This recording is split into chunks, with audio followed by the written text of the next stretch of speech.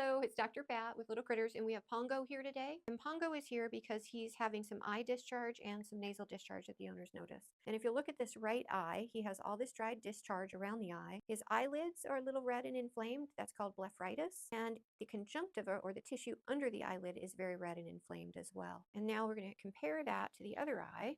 And you can see there's no active discharge here. The eyes are more pink and less red, and the conjunctiva itself is more pink. There's a little bit of red just because he's stressed or excited because he's here, but significantly different than the other eye. And he does have a little bit of nasal discharge as well. These are common problems that we see all the time in rabbits. The tearing we call epiphora. It just means tearing, and it can be from an ocular infection. It can be from tear ducts that drain from the eye down to the nose that can be blocked. They can be plugged with mucus or pus. They can be scarred from chronic infection. They can also be blocked because the tooth roots up here will actually overgrow and block the tear duct so it can't drain and the tears spill over. And all of these are common problems leading to epiphora or eye discharge. There's also systemic infections. Typically we think of rabbit snuffles or pasturella, but any bacterial infection can present like this as well. And so we would recommend skull x-rays to see if these tooth roots are actually blocking the tear duct, culture and flush of the actual tear duct. And I'm not sure if it'll show up, but if you look down in the eye, the tear duct is a little slit down on the bottom of the eye. We put a catheter in there and flush it, and we should be able to flush through that and out the nose to flush out any debris. Some of these rabbits have such severe infection that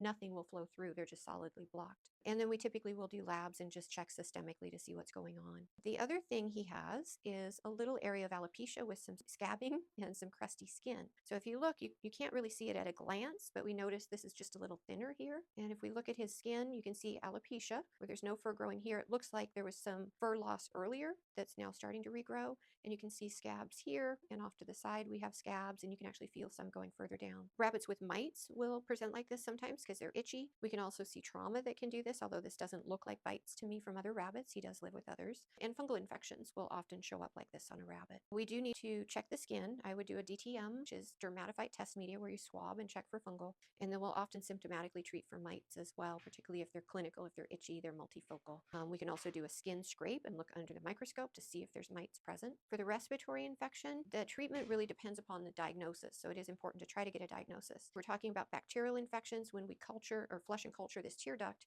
we would choose an antibiotic spectrum based on what was grown from that culture so we know how to treat it appropriately. Flushing it is often part of the treatment as well. And then if we're talking about tooth roots and overgrowth of tooth roots, the affected tooth has to be extracted. So that's the most significant if we have an issue with that. Rabbits' teeth, the crowns, and the tooth roots will continue to grow throughout their entire life.